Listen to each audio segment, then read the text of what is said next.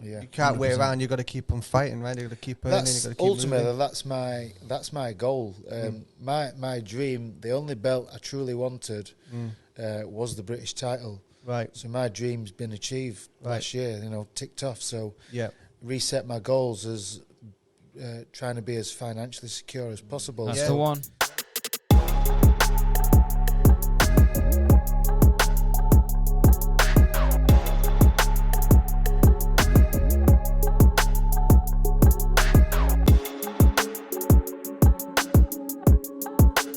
Live and direct, the 13th and final round podcast of a special guest here, Maximus Hughes. Yes. Yeah. Welcome, sir. Yeah. Thank you for having me. Champ. That's a good nickname, man. Nice good nickname. man. Picked up a new one lately from Eddie and the Cinderella Man. You know, I like that. Why? I like that. Yeah. That's all right. This is the main reason I've got respect for Maxi. Yeah. He hasn't had the unblemished, beautiful career. He's 25, 5-2. He's come through his losses. Yep. And he's coming good now. Yes. And he's going to build to bigger and greater things. That's so I've right. got all the respect for you, mate. right. It's the way I did it as well. Wow. Yeah. I lost a British title, world title, got knocked out, got robbed, and come back and won titles. And that's all why. experience Yeah. to help guide you. Yeah. But not many, Sean will tell you this, not many Yeah. can get through all that. When No, they it's get tough. beat, they're gone. Yeah. You've stuck it out, so all I respect nearly to you did. for that. The towel nearly came in. I went on about a 6-7 month hiatus after losing. I got the doctor stopped the fight when I boxed Sam Bowen for the British title. good on fighter. my second attempt. My eye was closed shut. The doctor called it a day, and I think I might have been behind in fight, but when it gets taken away from you like that, my missus was pregnant at the time, and I did throw towel in. When people says when you're boxing again, I say I'm not. I'm done with it. I was 28 at the time. But I had 6 months, and I think that's all I needed was a break, Right. like just to rest mentally, Yeah. mentally from the sport. And after 6-7 months, I thought I'm still young enough. I don't want to get to 35 and think I wish I'd What if? No wish I'd have regrets. carried on. No regrets, right? So I had the 6-7 month layoff. That was what I needed, and that was like I'd got the energy and the fire. The fire in my belly was still there, and I thought. I'm still, still watching boxing. I thought I can still win a domestic title. That's all I want to do is win. Hopefully the British, but if Commonwealth or an English title, if that comes up, I'll be happy with that. Yeah. From what I know now, life's about decisions, and you've made a good decision because you've gone to the next level by making that decision. And you're in a great primary position, especially in this gym. Yeah. 1,000,000% you've got a great chance. Yeah. Yeah, that's when I did come back. Like Sean was in my corner that night, and he'd been in my corner a few fights previous, as a hand up to the trainers I were with at the time. But obviously moving from Doncaster over to this way, and my wife having our first baby, it just made sense when I did come back after that layoff to go full time with Sean. I asked him, I says, will you be my full time training? And he says, yeah, more than happy to help you out, and let's see if we can get you that British title that you want. And Brilliant. it's been what's it been now? I think 3.5 years, maybe a bit more. So we're doing well. Something's working. Good. Through the lockdown as well, which is hard times on all aspects with the training, with the life, and all that comes with it. You know what I mean? 100%. You're in a very good place right now because if Devin Haney pulls it off, Kambosos gets off, you're there, right? You're around it. Hopefully, I've got the other piece of the puzzle, the IBO. It's not as prestigious as It's still a world title, as the still main achievement. four, but it's it's paying me well. It's allowing me to be a full-time fighter. And being mentioned for these fights. I got the offer to fight Devin Haney last year, but unfortunately he went with Jojo Diaz, which fair enough, is a bigger name. But I'm being considered for them fights. I'm in a good position, and I think this year the belts are probably taken up because there's that rematch clause with Haney Kambosos. So the belts are going to be out. They're not up for grabs. For anyone else other than them. Probably this year. So as long as I keep keep winning, keep doing what I'm doing. You know, Yeah. I've got the backing now of Eddie Hearn Yep. and Matt Troom. Yep. So as long as I keep winning, we're Yeah. going to be in a prime position. Fighters make titles. I mean, Roy Jones had the IBL. Yep. Yeah, Prince Floyd Nassim Mayweather, had the IBL. Mayweather's had it. Yeah, Manny yeah. Pacquiao, Many yeah. others. Fighters make Anthony titles. Tava had it. Tarver had it. Yeah. Fighters Lennox make Lewis. titles. Yeah. Yeah. Yeah. Alexander Usyk has Yeah, got it as Yeah. well. Well, he's Yeah, one of yeah. the best, Yeah. without a shadow of a doubt. So, yeah, man, you can take it to the next level and aim for more prestigious titles. Yeah. Yeah. You can't wait 100%. around. You got to keep on fighting, right? You got to keep earning. You That's got to keep ultimately moving. that's my goal. My dream, the only belt I truly wanted was the British title. Right. So my dream's been achieved Right. last year. You know, ticked off. So Yeah. reset my goals as trying to be as financially secure as possible. That's Yeah. the one. Yeah. So if I never fought for one of the other 4 belts, you know, I'm not going to be sad about that when I retire. Mm. The goal would be, you know, like Eddie spoke about the fight with Ryan Garcia. Obviously, my belt would probably be online. So there'd be no more belts to gain, but there'd be some good money up for grabs. And, Yep. and beating Ryan Garcia Lift you up to the mains. puts me in another prime position to earn more money, Yeah. and that's the ultimate goal, is Yeah. to secure me and my families. You know, we've got 2 kids, my wife. I want to give them a good life, and for us. And I to like have that something because like I've that. said this before, Sean. I've said this on the other podcast before, and it needs to be very significant. If you win 3 titles or 4 titles, which is what I did, it's all about being financially secure when you finish boxing. Right. Yeah. Because, yeah, it's good to have the acclaim and you've won them titles, but you need to be financially secure when you're done. Because the promoter and possibly the manager will be, Yeah, yeah. the boxer needs to be. Yeah. That's right, and they'll go on after you retired earning money. make And you if you more ain't got money. your money, you might have health issues or whatever, and no one Exactly, cares yeah. about you. We're the Right. one who get in there and take, Yeah. take the risks. Yeah, yeah. 100%. Every time you get in, it's, you know, something bad could happen. Yeah. You know, so Yeah. luckily everything's going all right so far. But that's my goal now, is financial. That's it. security. Stay with the goals, man. Yeah. Have you been in any good company, high profile fighters in the gym sparring or any of that? Have you done any high profile sparring with, you know, top level fighters?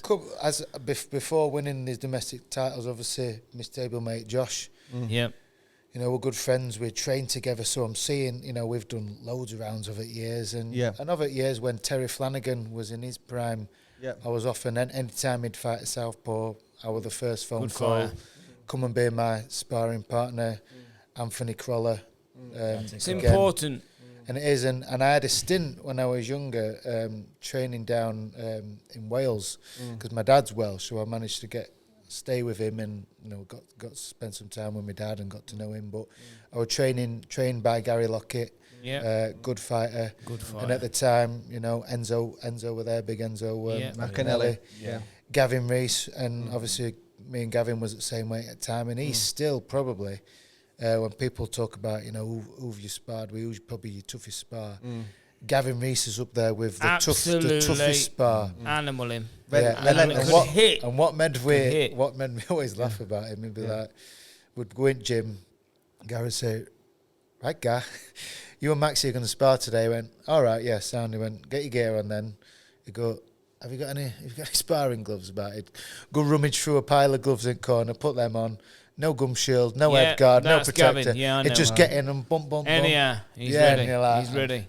Yeah, real and a good bloke all around. I know, and I enjoyed that period because gained experience from them and learnt from them, and I think everything I've been through in my career, it all helps and shapes you Yep. to this position, this fortunate position that I'm in now. No gloss and glamour in a gym, is there? Some of Oh, these yeah. gyms, you know, it's raw. Yeah. It's Yeah. raw, and that's good learning curves, 100%.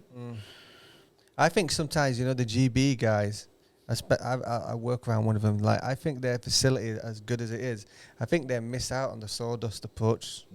Oh, you need it. Yeah, You know what I mean? definitely, It's- yeah, You need it. It's too easy. Yeah, yeah, toughens you up, doesn't it? it does. Yeah. It does. Like you say, there's no glitz and glamour in boxing. It's Yeah. you don't need much equipment, you know. Yeah. You don't really need out, do you? And No. you just need that fire inside you. Yeah.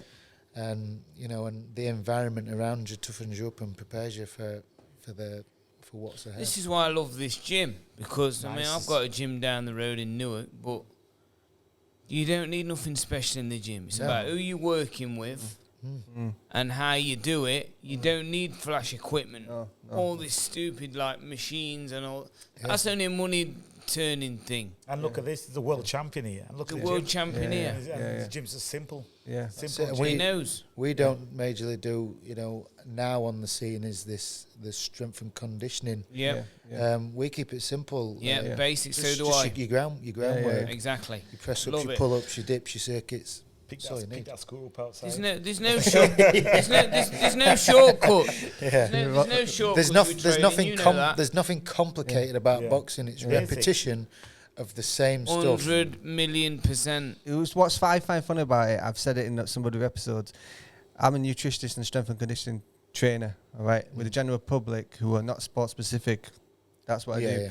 When it comes to a sport, and I don't want to slag off too much certain individuals in the sport, but they're more doing strength than strength and conditioning. Yeah, You know, you see them lifting heavy squats, heavy deadlifts, and the movement's not simulating what a fighter needs to Yeah, do. the punch, which Yeah. is punching, isn't it? Yeah, precisely. It needs to be sport specific. So the footwork needs to move a certain way, the hands need to move a certain way, the nutrition has to be a certain way too. Yeah, So that is great if you add it to what you're already doing. yeah, If you're not doing that and it's Yeah, taken away from yeah. what the fighters should be doing, that's why I think it. Well, there's been a few instances with people I know and have spoke to where the strength people, coaches have thought they're more important, and you need to come to me, and we need to do this, we need to do that, Yeah. and it's affected the performance in the ring, and the actual boxing coach has been like, well, you're coming to me absolutely knackered because you've spent your time lifting heavy weights, and now we can't get through an actual boxing session without you 100%. too tired. Yeah, 100%. You're too fatigued to concentrate on what we need to actually do is get in the ring and fight. So Yeah. It needs to just make the fighter better at what he does, not take away from what the fighter's already the doing. most important thing is boxing. Yeah. I'm noticing it with Maxi. Yeah. And I've noticed it with other fighters. A lot more educated now Yeah. than what there was in the 90s. Oh yeah. So, it's good. I mean, like that. the one thing I would say that needs to come along, and sometimes I feel kind of lucky that it hasn't, because boxing's a little bit in the dark ages, the nutrition aspect of it. The nutrition can definitely help the fighter make the weight weeks in advance, rather than in the old-fashioned way and putting a bin bag on and trying to sweat out the week. Yeah, that's one thing I've learned through personal experience. Like now, 12 years as a pro now, I make weight better than I ever have now because I know my body. Good. I've tried lots and lots of different methods which were explained to me, which people have used previous. Yeah. I found the best way for me. I know my body, and obviously I've done my research on what's dangerous and through personal experience. Remember when my first title fight against Scotty Cardle, my 10th fight for Central Area, I lost. For 5 weeks before every session, I was training in a sweatsuit, and I remember not knowing much about it. Only early 20s, 23 I was, or 22 I think. Having headaches, feeling dizzy. Of course. I'm thinking, why am I feeling dizzy? And now I know, 'cause I was dehydrated The whole time. Luckily for me, I got through the fight in no issues. I didn't get no injuries or Great like as that. well. And going forward, I'm like, can't do it like that because I know now how dangerous it can be. And I thought I'm quite lucky. I've been able to learn from that and know not to do it like that again. Boxing's quite unique, right? So online, I call myself the fat loss king because the general public are going for fat loss. Whereas boxers are actually going for weight loss. Most people, the general public never have to worry about weight loss. Because muscle's heavier than fat. So muscle takes that much space and fat takes that much space, but they weigh the same.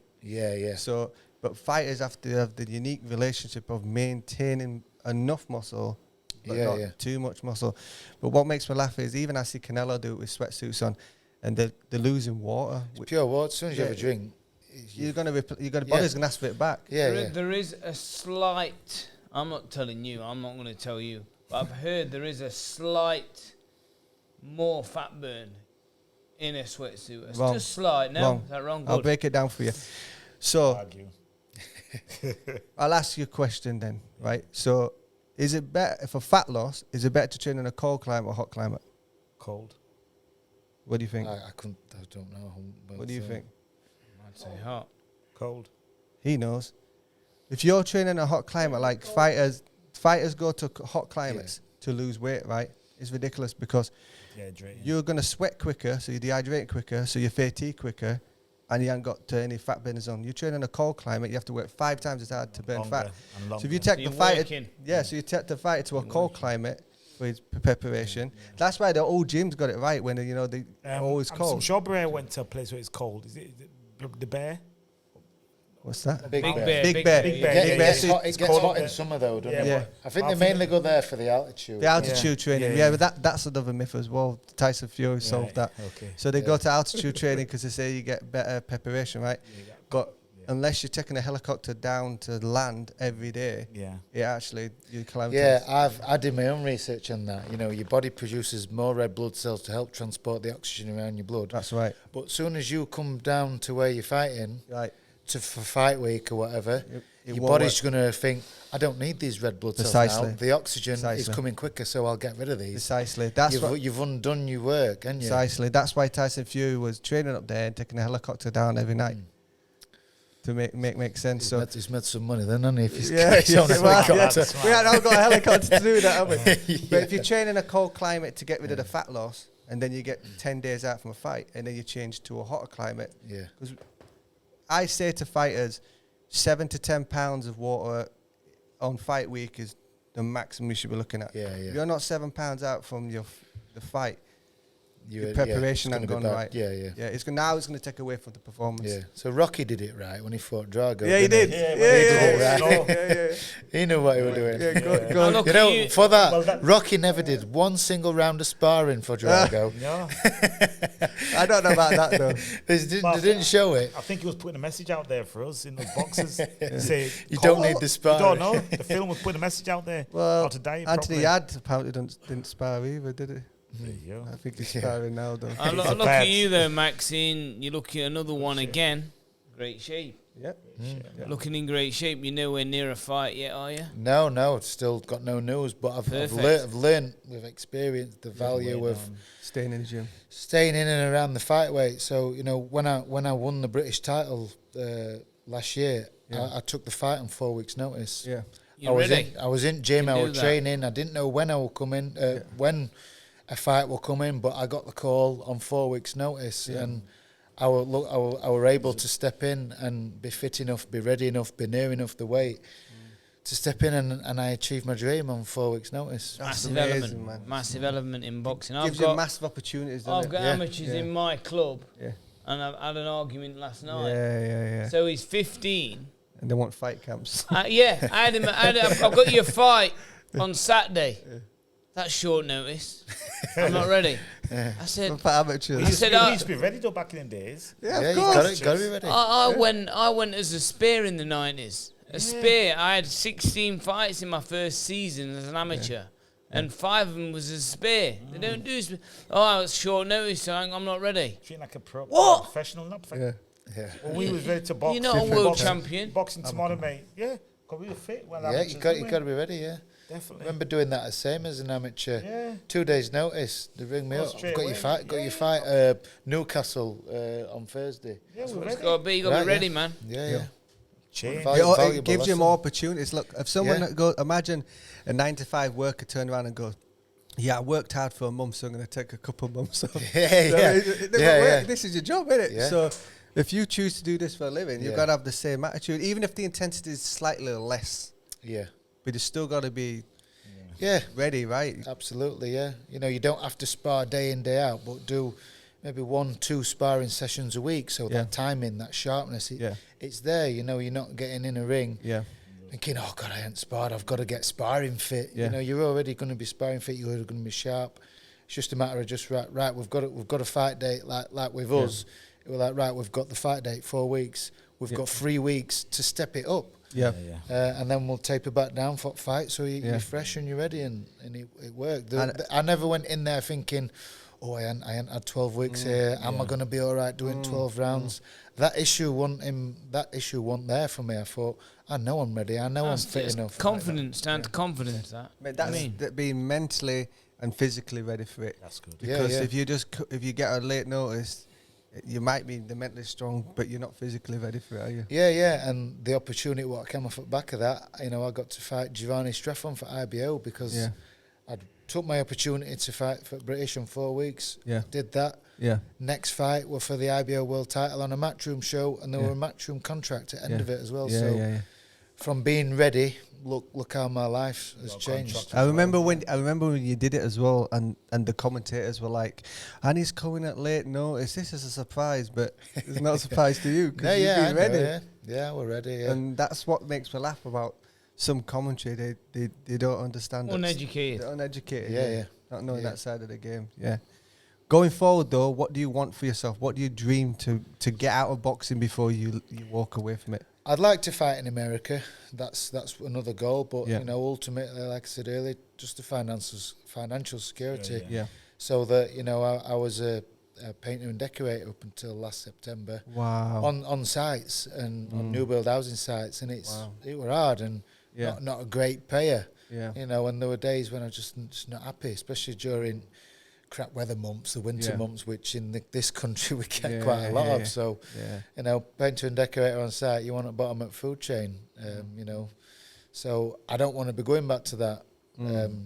So my aim is to do the best I can, and fights like which the one's been mentioned, Ryan Garcia. If anyone can deliver it, hopefully it's Eddie can do it. We've put the offer.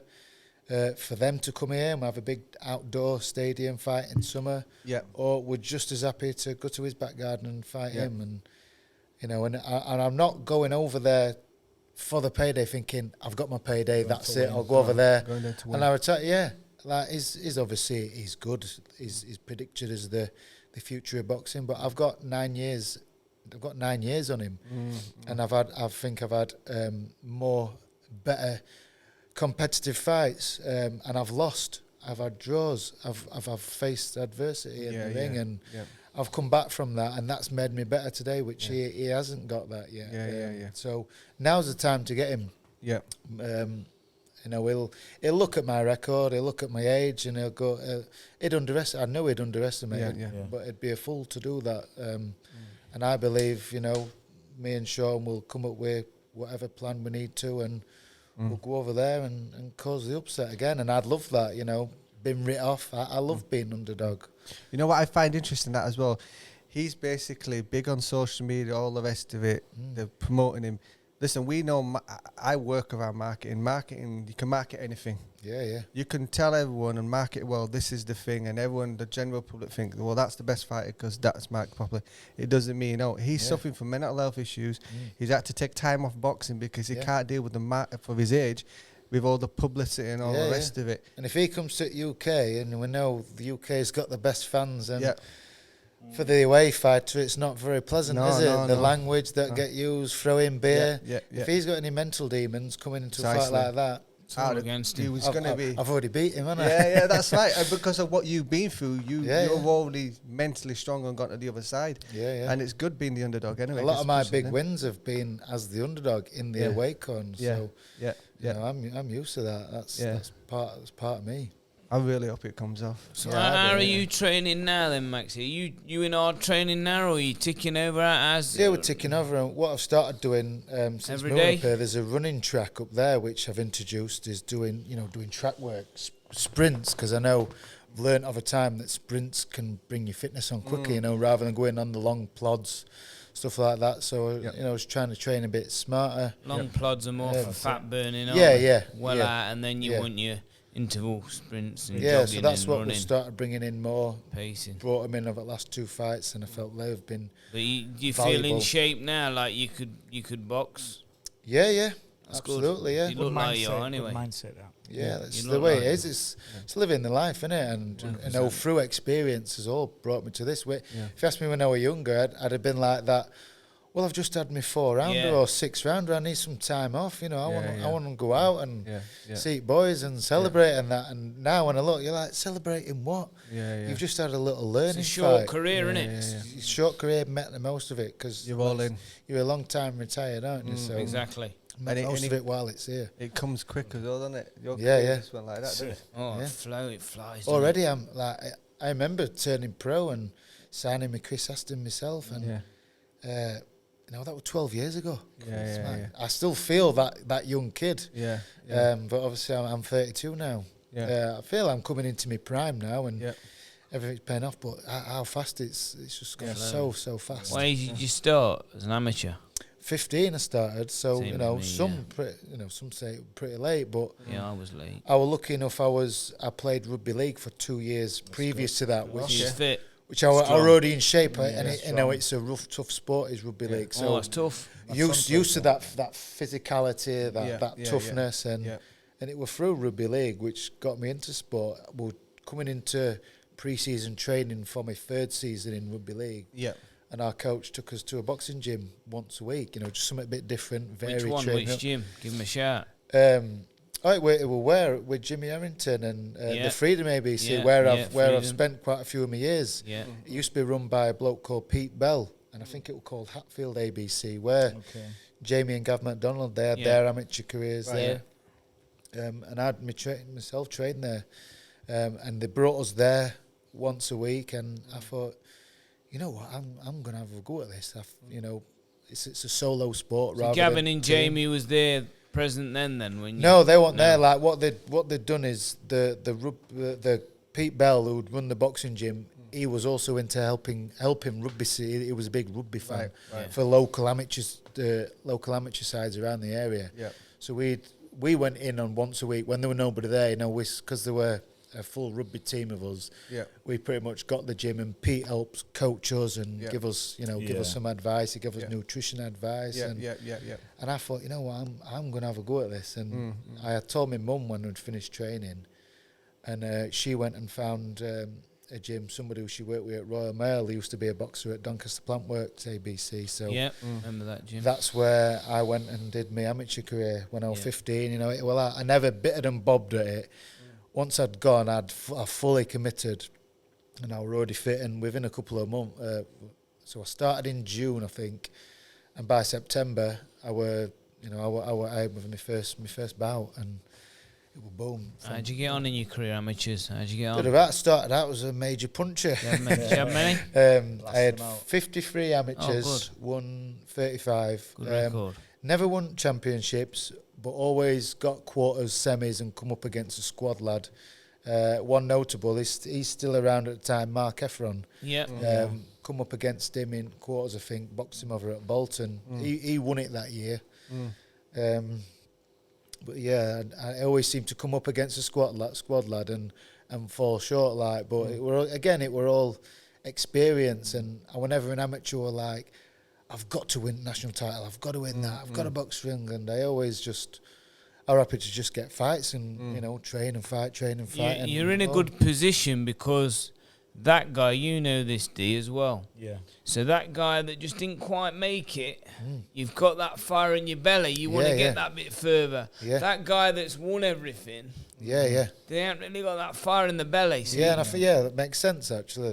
Because 1,000,000%. And then as it come time to 18, 19, seeing some lads who had boxed turning pro, and I'm like, they've turned pro. They're making it in life. And I thought, well, I were around some of them. Why can't I do it? And I saw, and then you hear like he won ABAs. He's got a contract with Frank Maloney. Right. He might be on good money. Him, and I'm like, I'll get there. And that kept that fire burning, and that's when my time came to turn pro. And immediately I didn't have that ambition to win the British title. It was only until about a year and a half into my professional career I sparred Gary Sykes, who at the time were British super featherweight champion. Right. And doing well with Gary, and then seeing Gary fight on Sky defending his British, I'm like, look at that belt. That's when I thought, that's just what I want. I want to do what Gary's done. want that British title, and I want to call myself British champion, and that's what I've been chasing.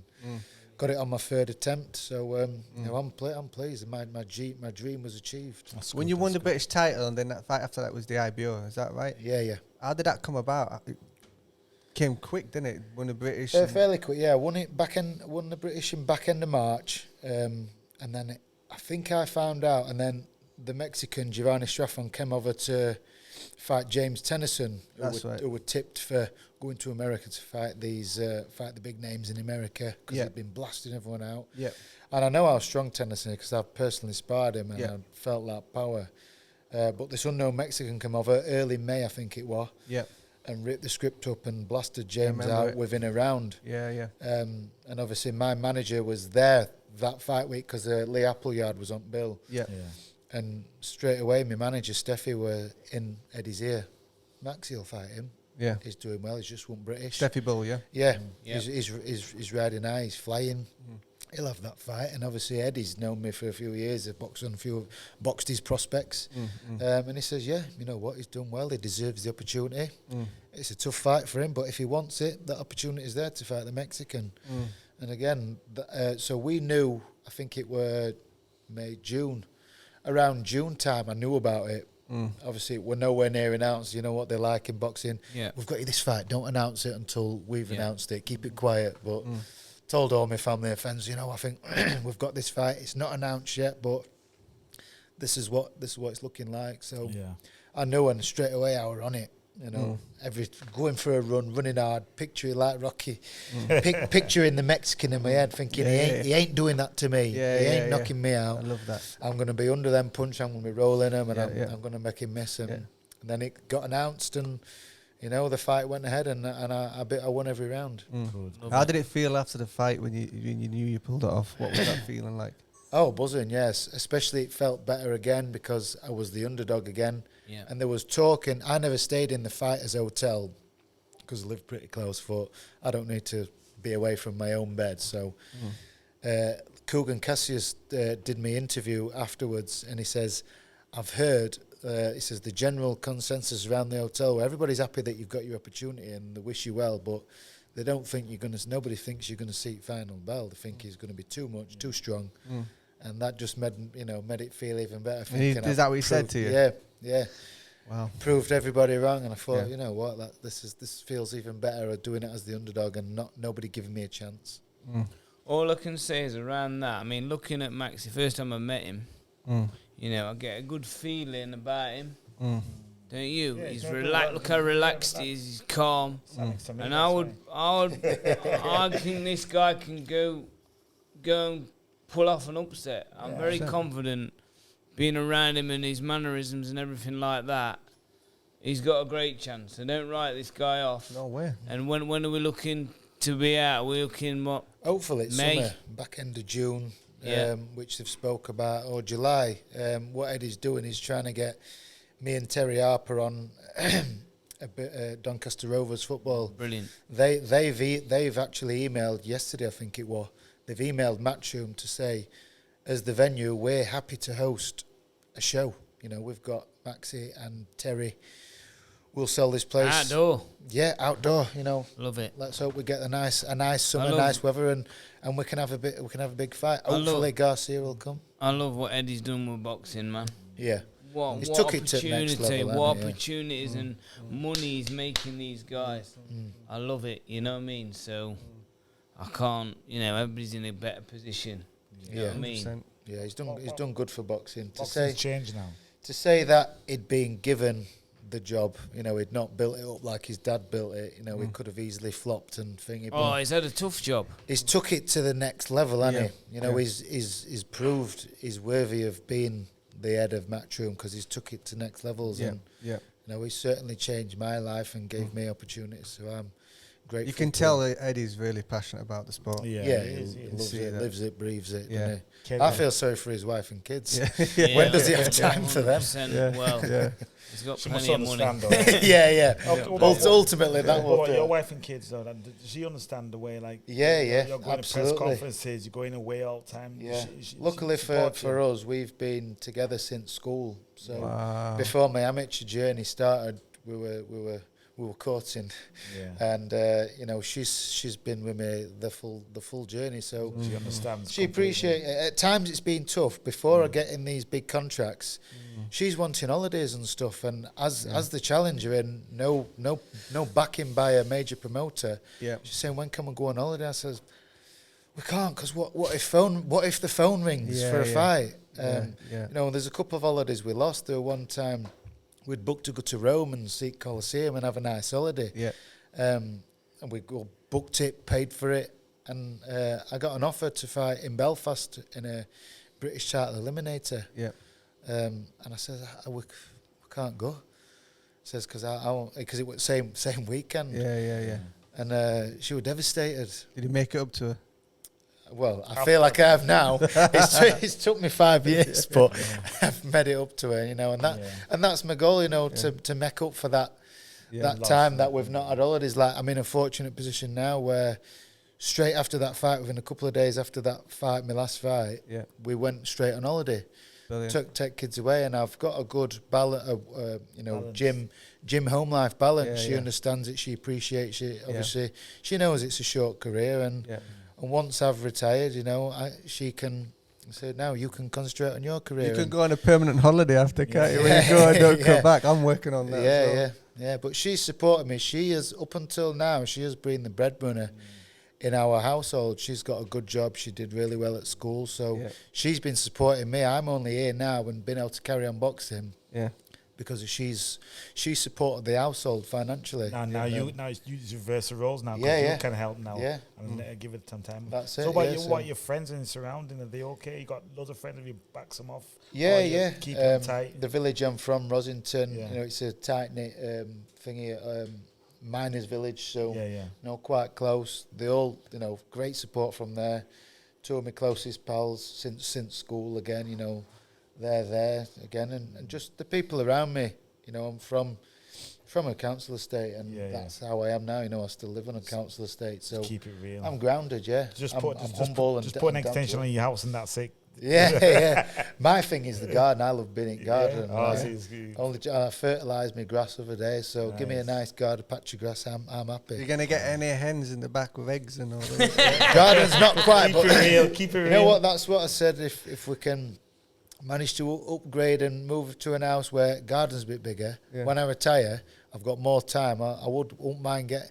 I don't think you can get them because I think they're illegal to be owned. But deers, I love deers. Oh wow! Yeah, there's if you notice on M1 travelling, there's a deer farm there. I didn't see that. I just loved going past and just looking at deers and. Wow. I think a few animals, I'm like that with orangutans. I don't think you could get one of them. No, because my wife's from Indonesia, right? So that's the... Is that your traditional animal, or is it the Komodo? Komodo and orangutan. I tell you what, though, I met an orangutan. Yeah. She's like half my... King Louis. She's half my size. It got on her knee, and she's making a fuss of it, and it come... As soon as I felt the power of it on my knee, I just went like... You can imagine how strong they are. Yeah, because I thought... Even the small, but she's making a fuss of it. I'm like, I just want to get away from it. Do you know what I mean? Really something like that would suit me, you know, maybe a few ducks and stuff like that, chickens. Like a nice little farm. A house in the countryside. Yeah, definitely, If I can't get that, I'll get myself an allotment. You will get a converted barn. It's funny you should say that. Errol Spencer's done that, hasn't he? Has he? See that? Yeah, he's got the ranch. He's got a big old ranch, hasn't he? So he went from... He said... I watched that All Access program where he says...